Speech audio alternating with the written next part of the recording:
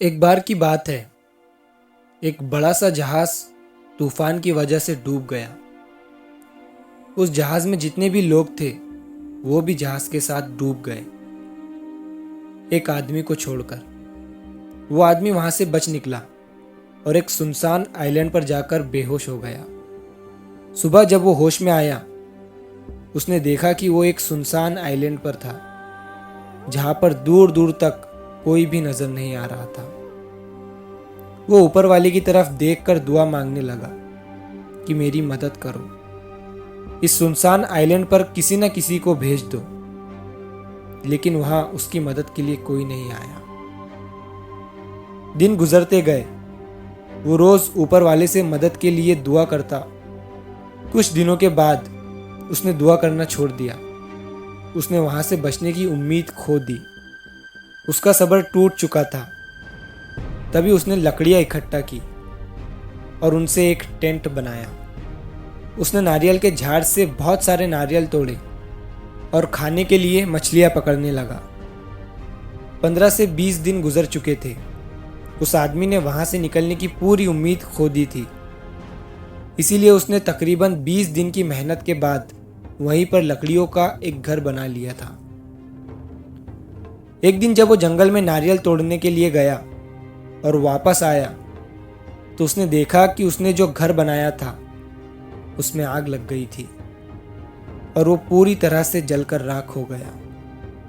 तभी उसने ऊपर वाले की तरफ देखा और कहने लगा कि मैंने आपसे मदद मांगी तो आपने मेरी मदद नहीं की। जब मैंने रहने के लिए घर बनाया तो आपने उसे भी जला दिया।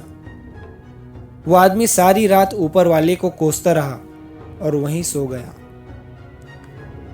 जब वो सुबह उठा तो उसने देखा कि एक बहुत बड़ा जहाज उस आइलैंड के किनारे पर खड़ा हुआ है।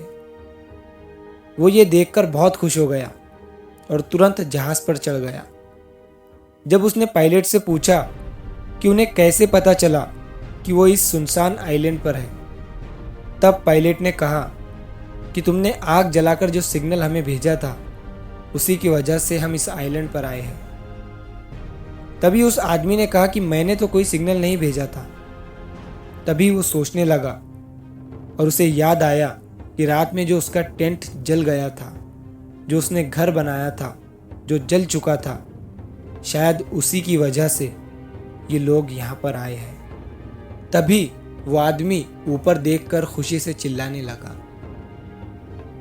सेम चीज़ हमारे साथ भी होती है। हम रोज़ कई सारी प्लानिंग करते हैं और अगर चीज़ें हमारी प्लानिंग के हिसाब से नहीं होती है तब हम बौखला जाते हैं। किसी चीज़ को लेकर हमारी उम्मीद पूरी तरह से टूट जाती है। हमारा सब्र हमें आवाज़ देने लग जाता है और हम ऊपर वाले को ब्लेम करने लग जाते हैं। लेकिन आपको नहीं पता कि उसका प्लान आपके लिए क्या है। आप उसका अंदाज़ा भी नहीं लगा सकते। वो लाखों करोड़ों लोगों की ज़िंदगी चलाता है। उसे सब पता है कि कब किसे क्या देना चाहिए और किसे क्या नहीं देना चाहिए।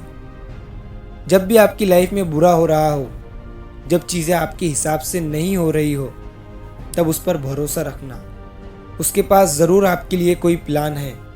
वो दूसरा दरवाज़ा खोले बिना पहला दरवाज़ा बंद नहीं करता। तो कभी भी उम्मीद मत छोड़ना।